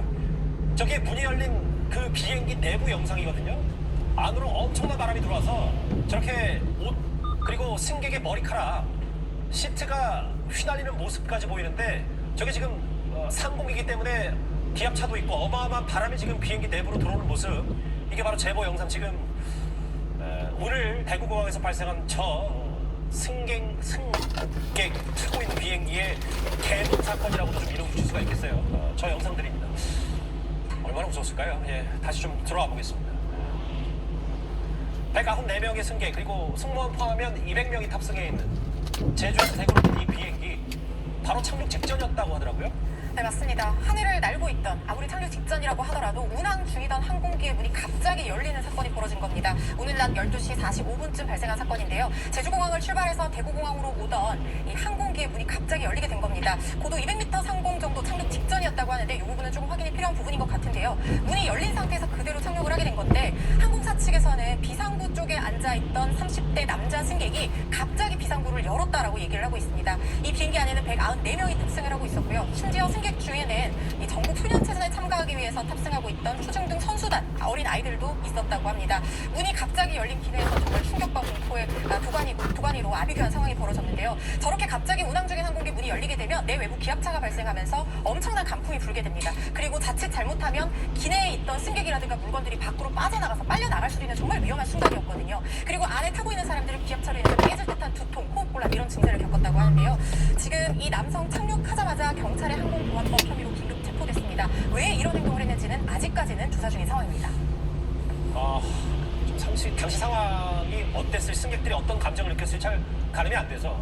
근데 좀 허준 변호사님 보면은 대략 알려지기로는 대구공항 200m 상공에서 문이 열렸다라는 게 지금 1차적으로 알려진 보도라면 200에서 200m 상공이다 그러면 여의도 유선 빌딩 높이 정도에서 문이 열린 셈인데 이 정도에서 저 정도 기압차의 바람, 사실 더 큰 사고가 일어나지 않은 게 천만다행이라고 할 정도입니다. 엄청난 아찔한 사고가 일어나지 않은 게 그나마 다행인 상황이라고 볼 수 있습니다. 정말로 위험천만한 상황이었어요. 그런데 이 비상구가 열리는 부분에 있어서는 사실 이게 안전핀으로 고정된다는 얘기도 있습니다만 일반적으로 이게 승객이 탈출할 수 있는 유사시에 탈출이 쉬워야 되기 때문에 이 덮개를 열고 레버를 당기면 쉽게 열 수 있는 구조로 되어 있다고 합니다. 그런데 이 높이 올라가게 되면은 이 부분이 기압차가 발생하기 때문에 안에서 밀어서 쉽게 열리기가 어려운데요. 지금 이게 착륙 직전의 상황이었기 때문에 성인 남성의 힘으로도 비교적 쉽게 열릴 수 있었던 상황으로 보이고 착륙 직전에도 모두 다 안전벨트를 메고 좌석에 착석하고 있는 승무원들도 착석하고 있는 상황이었기 때문에 바로 즉시 달려가서 이 직전에 제지하지 못했던 그런 상황으로 보입니다. 그리고 만약에 승무원도 이때 유사시 이동을 하다가 자칫 빨려나갈 수도 있기 때문에 매뉴얼상으로 바로 그렇게 대응하기는 좀 어려운 상황이 있다고 합니다. 아시아나 측에서는 기체 결함이 아니라 이런 내외부 압력차 때문에 사건이 발생했다 이렇게 얘기를 하고 있는 상황입니다. 예, 좀 더 구체적인 사건 조사가 필요하겠죠. 제가 방송 전에 기장 출신 항공 전문가에게 이 사건을 어떻게 보고 있는지 한번 제가 직접 물어봤습니다. 공중에서 열렸다고 지금 얘기를 하는 것 같은데요. 네, 실제 공중에서 열리지 않거든요. 그러다가 비행기가 땅에 딱 닿으면 그때 열려요. 이게 공중에 있느냐 지상에 있느냐를 비행기가 판단을 해야 되거든요. 예. 만약에 열렸다 그러면 그 잘못된 거니까 그것도 아시아나도 책임을 져야 될 거예요. 승무원이 가서 말리면 되지 않냐 하는데 제가 이제 기장이었을 때도 승무원들이 그런 일이 있어도 움직이지 말라 그래요. 그러면 결국 승무원만 잘못하면 빨려나가거든요. 그래서 절대 움직이지 못하게 하고 있죠.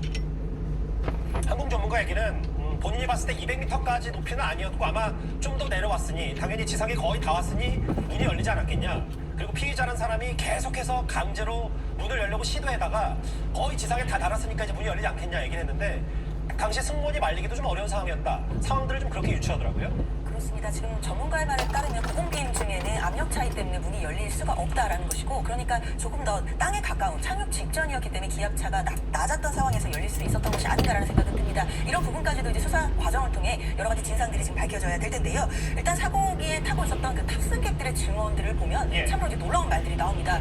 정말 이렇게 그냥 죽는구나 싶었다라는 이야기들이 지금 많이 나오고 있거든요. 그만큼 정말 공포스러운 순간이었을 텐데 폭발음과 함께 좌측 중간에 있는 문이 열렸다라고 하는데 실제로 항공기의 좌측 3번 문이 열렸다고 하더라고요. 그렇기 때문에 특히 열린 쪽 문에 가까이 앉아 있었던 승객들 같은 경우에는 그 바람이라든지 여러 가지 상황상 정말 심각한 좀 충격에 빠졌을 것으로 보이고 특히 기절하는 듯 보였을 정도로 호흡곤란을 호소하는 승객들도 있었습니다. 승객 194명 중에 12명이 지금 병원으로 이송된 상태라고 합니다. 장 변호사님 아까 그 전문가 얘기를 저도 직접 들어보니까 본인은 200m까지는 아니고 좀 밑에 와서 열린 것 같은데 만약에 이미 보도가 나왔던 대로 200에서 250m 상공에서 문이 열렸다면 그거는 비행기 자체의 문제니까 그러면 아시아나항공사 측에도 큰 책임을 물을 수 있다 뭐 이렇게 볼 수 있는 겁니까? 그렇죠. 물론 이 부분은 좀 더 사실관계를 밝혀봐야겠지만 적어도 문이 열려서는 안 되는 45세 이상은 오스템 임플란트 35만 원에 해드려요.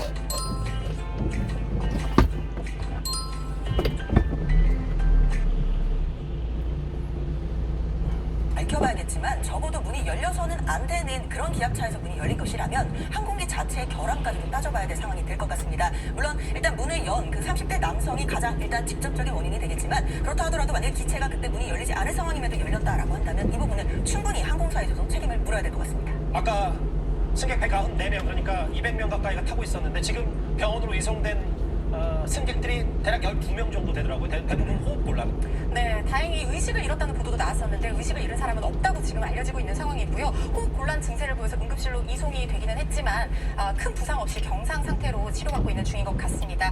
내부가 굉장히 이제 압력차 때문에 두통이 굉장히 심하고 그렇기 때문에 이거는 추가적인 어떤 피해가 있는지는 지금까지는 일단 확인이 되지 않고 있지만 추후에 어떤 이상이 생길 수도 있는 부분이기 때문에 이 부분은 좀 살펴봐야 될 것 같고요. 그리고 저는 또 하나 짚고 싶은 점이 기체 결함 부분도 아시아나항공 측에서 문제가 될 수 있지만 이 비상구 쪽에 있는 좌석이요. 원래는 이 승객이 유사시에 탈출할 수 있도록 돕는 자리이기 때문에 아주 중요한 역할을 하는 자리입니다. 그래서 이 카운터에서 보고 신체 조건이 괜찮은 사람, 비교적 도와줄 수 있는 사람을 배정을 하도록 돼 있었는데 아시아나항공에서 2019년 7월부터 이 좌석을 유료로 판매를 했습니다. 왜냐하면 이 좌석이 굉장히 이제 공간이 좀 넓기 때문에 인기가 있기 때문에 좀 웃돈을 얹어서 팔 수 있는 좌석이라는 거예요. 그리고 2019년 11월에 프롬펜행 이 아시아나항공기에서 비슷한 사고가 있었어요. 문을 열려고 하다가 이렇게 열리지는 않은 상태에서 회항을 한 적이 있었거든요. 그리고 문을 이렇게 문이 열리는 사고가 실제로 발생했기 때문에 이 부분은 수익성 제고를 위해서 안전성을 등한시한 것이 아니냐 이런 비판이 나올 수 있는 지점이라는 생각이 듭니다. 근데 일단 지금 10명 넘게 병원으로 이송이 됐는데 좀 승객들의 면면을 좀 살펴보니까 얼마 안 있을 울산에서 전국 소년체전이 열리는데 여기에 참석하기 위해서 제주에서 대구로 학생 38명이 탑승했는데 현재는 많이 좋아졌다고 하더라도 글쎄 지금 뭐 선생님 얘기에 따르면 학생들이 지금 다들 놀라서 울고 소리 지르고 했다. 참 전국체전을 앞둔 학생들 패닉 상태라고도 하더라고요. 지금 엄청난 패닉 상태겠죠. 이게 안에서는 폭발해서 비행기가 추락하는 줄 알았다는 얘기가 나올 정도로 엄청난 굉음과 이 고통에 시달렸다고 합니다. 아이들이 지금도 손을 부르르 떨면서 이 후유증을 호소하고 있는 그런 상황이라고 하고요. 성인 남성들도 의자를 꽉 붙들고 두려움에 떨 만큼 굉장히 공포스러운 상황이었다고 합니다. 아이들 울고 이게 특히 아이들이 중요한 대회를 앞두고 있는데 혹시나 이 신체가 굉장히 중요한 아이들이잖아요. 그런데 혹시 더 추가적인 어떤 피해나 이상은 없는지 좀 지켜봐야 될 것 같습니다. 근데 사실 이 얘기 제일 중요한 건 피해 상황 그리고 더 큰 부상자는 없는지 그리고 현재 상황 어떤지 하나 점검해야 되는데 사실 제일 궁금한 건 장윤주 변호사님 피의자라 보는 30대 남성이 도대체 왜 문을 열려고 했는지 알려지기로는 본인이 왜 그랬는지에 대해서 경찰에 좀 물어보니까 아직 정상적인 대화가 힘들 정도다라는 얘기가 들려오는데 좀 추가 조사가 필요해 보이네요. 당연히 그렇습니다. 일단 이 피해자가 본인이 문을 연 것은 맞는 것 같은데요. 도대체 왜 열었는지 그 동기에 대해서는 아직 구체적인 진술이 나오지 않고 있습니다. 당연히 그 동기에 대해서도 수사기관에서 수사를 해야 될 것이고요. 그리고 그 열게 된 과정과 경위 그리고 그 과정에서 혹시 승무원들이 살피지 못한 과실이 있는지까지도 종합적으로 모두 다 수사 대상에 올려놓고 수사를 해야 될 것으로 보입니다. 예, 뭐 일부에서는 아직 확인되지 않았지만 뭐 공황장애가 있다든지 혹은 본인 스스로가 그 전부터 200m 혹은 거의 지상에 다다랐을 때까지 전부터 계속 강제로 문을 열려고 했다 뭐 이런 얘기도 있는데 이건 좀 아직 확인이 된 사실이 아니고 경찰 추가 조사를 통해서 아직까지는 정상적인 대화가 안 된다는 얘기가 있기 때문에 왜 문을 열려고 했고 언제부터 그 시도를 했고 주변에서 승무원들은 어떤 조치를 했고 막상 문이 열렸을 때 그 30대 남성은 어떤 행동을 취했는지 잘 들여다봐야 될 것 같아요. 근데 만약에 이제 30대 남성을 조사해서 여러 가지 정황들을 확보한다. 처벌 수위는 좀 어떻게 될 겁니까? 10년 이하의 징역에 처해질 수 있는 무거운 죄로 다루어질 것 같습니다. 항공보안법에 보면요. 특히 비상구조에 앉아있는 승객들은 더 그렇겠지만 이 승객들이 기내에서 안전하게 운항을 할 수 있도록 협조해야 될 의무를 규정을 하고 있고요. 이 의무에 위반해서 이렇게 출입문을 마음대로 조작해서 안전한 운행을 저해하는 행위를 했을 때는 10년 이하의 징역에 처한다고 규정을 하고 있습니다.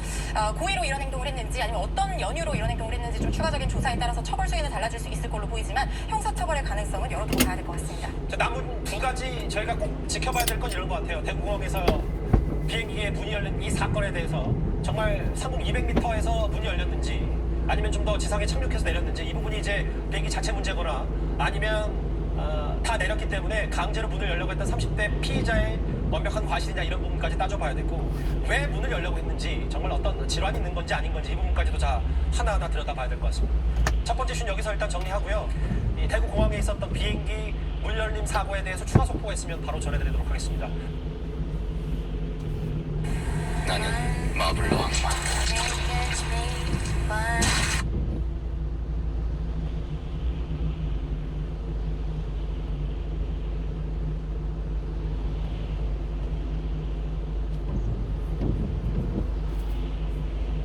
낙오가 완성된 순간 한 번 더.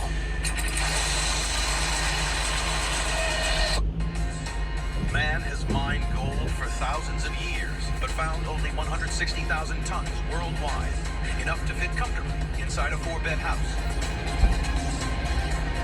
Physicists discovered that this ultimate metal was created in outer space, long before planet Earth existed, over 5 billion years ago. Gold and other heavy metal atoms formed in the maelstrom of a supernova, a giant dying star. As it exploded, shock waves blasted minute gold particles across the universe at 70 million miles per hour, scattering them far and wide throughout the early solar system. As this cloud of rock compacted together, the gold became trapped inside the rocks of the newly forming planet Earth. Widely dispersed and inactive, to this day, most of the Earth's gold remains as tiny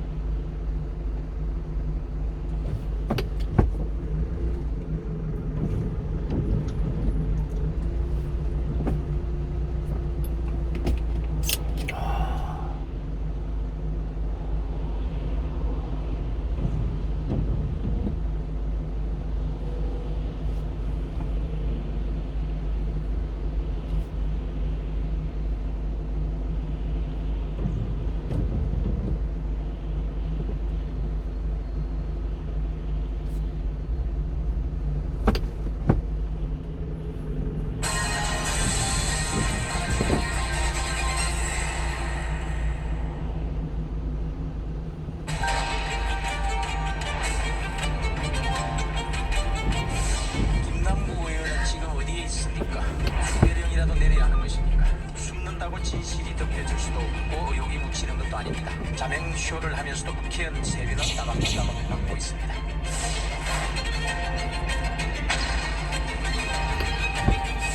지방에 있어요. 좀 멀리 떠나서 승찰과 배석의 시간에 필요한 그런 공간에 있는 것 같습니다. 오래 걸리지는 않을 것 같고요. 아마 들어오지 않을까.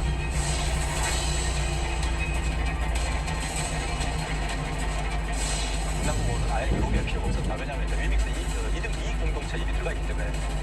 빌렸던 돈이 매우 이상 아니냐? 돈의 인구가 줄어들어. 돈이 다 자기 돈이냐?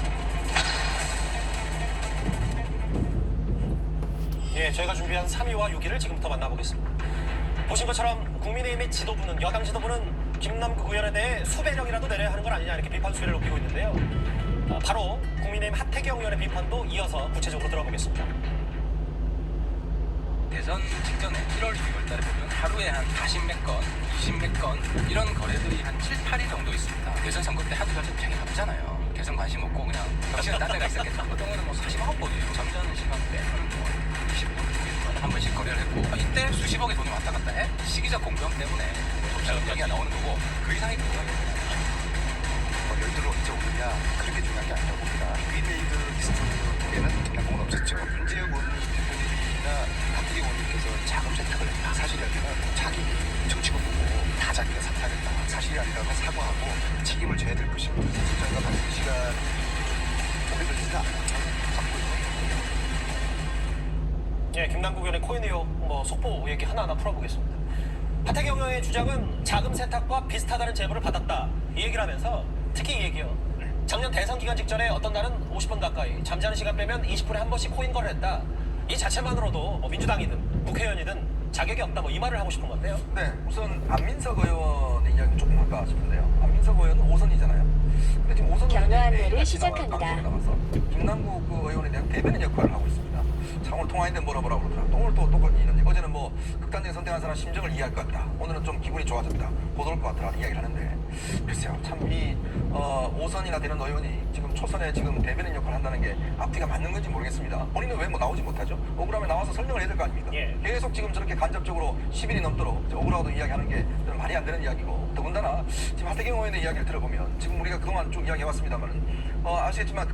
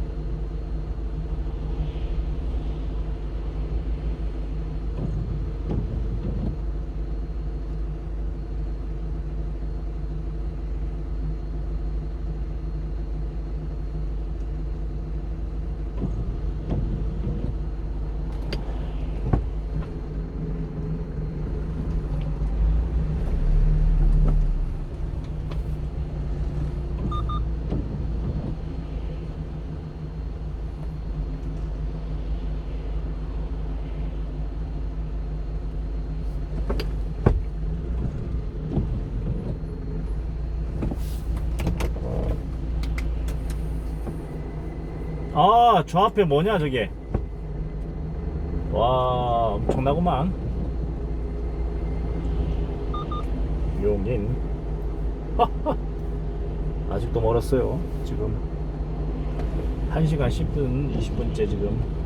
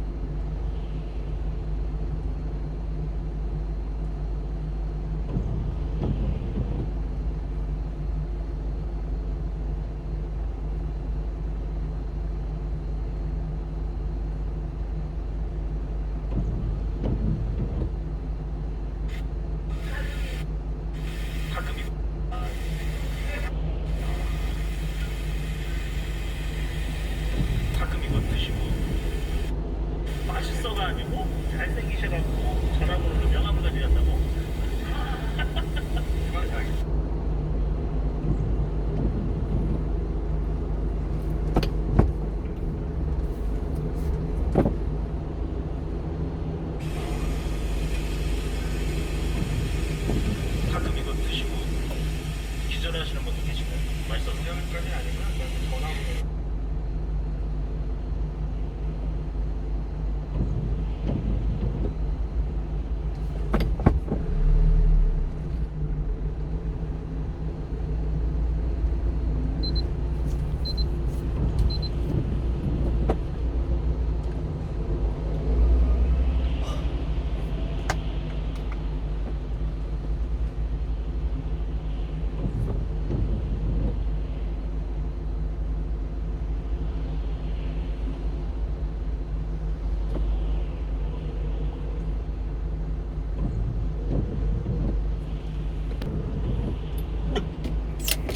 아니 안 가는구나. 와 엄청나네.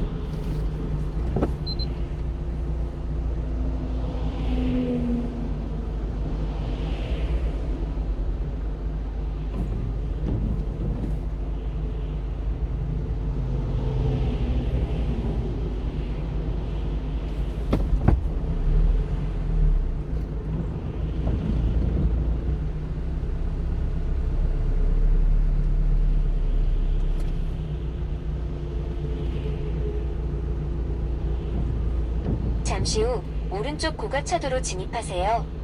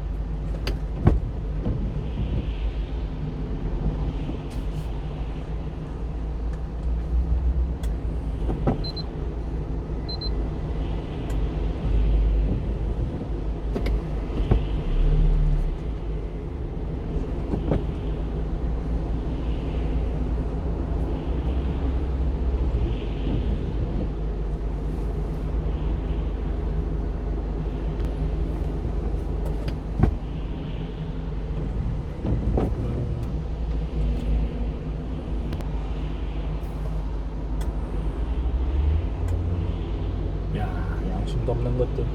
나 여기 지금 2시간째 지금 이렇게 기다리는데, 어? 칼치기 와갖고 이렇게 들어오려고, 저놈들 때문에 지금 차가 더 막히는 거지. 양심도 없지 저거. 나.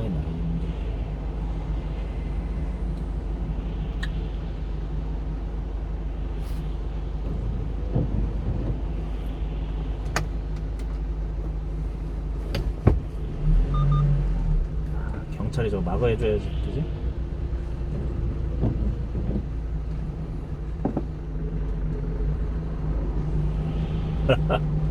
경찰 아저씨가 막고 있네.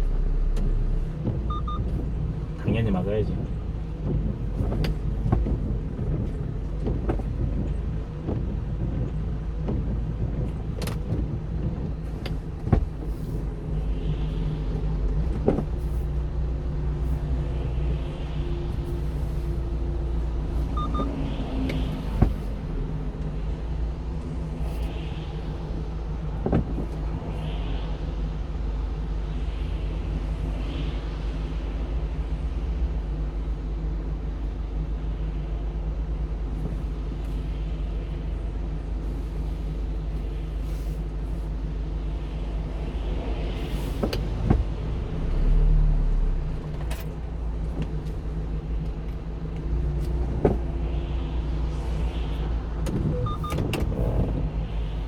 음료수를 하나 드리고 싶은데 없네.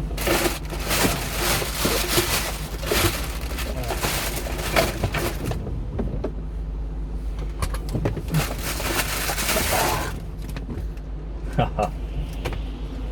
오란 씨를 하나 드리고.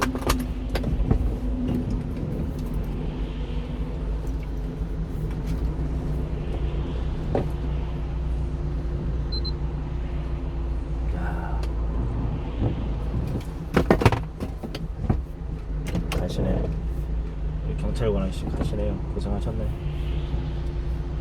음료수 하나 드리려고 했는데 옆으로 가셔갖고.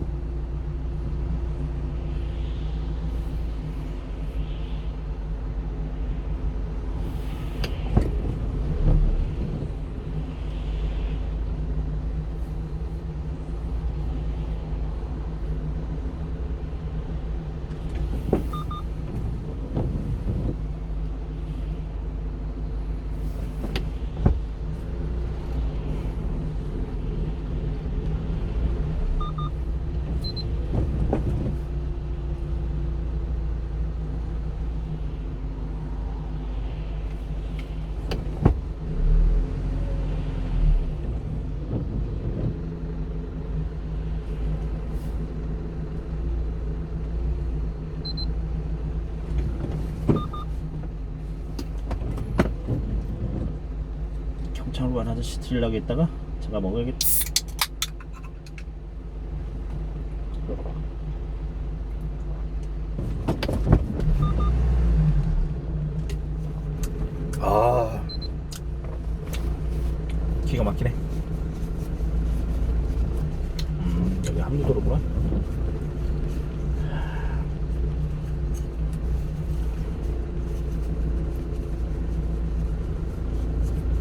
대씩 들어가는 게 낫잖아.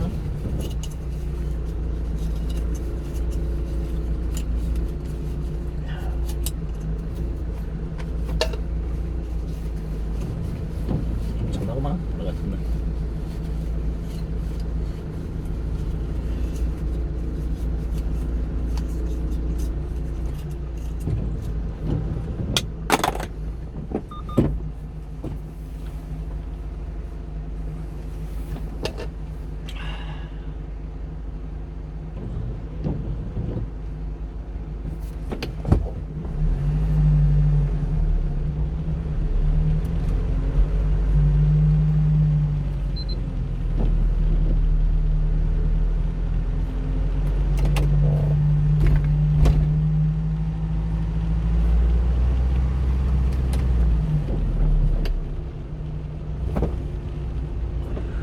와. 잠시 후 용인 톨게이트입니다. 하이패스 차로는 1차로입니다. 이어서 121m 앞 왼쪽 방향입니다.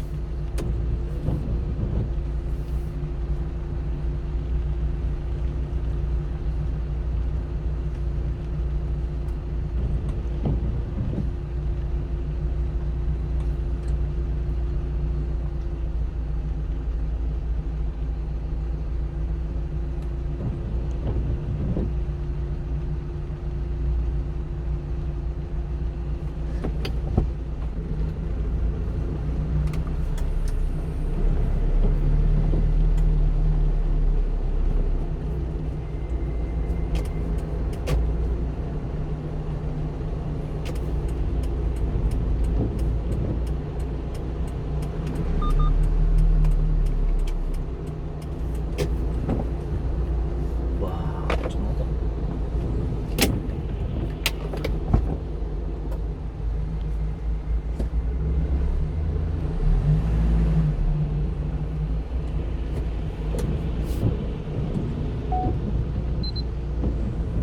호남고속도로 아니고 여기가 영동고속도로죠. 영동고속도로 예, 용인 톨게이트인데요. 야, 포곡에서 여기까지 오는데 10분이면 오는데 지금 거의 2시간째 정체가 돼서 어마무시하게 지금 고생하고 있습니다. 예, 저만 그런 게 아니고 여기 계신 분들 다 고생하는 거죠. 예, 대전까지 4시간 정도 잡았었는데 서울에서 대전까지 7시간 걸릴 것 같습니다. 어마무시하네요.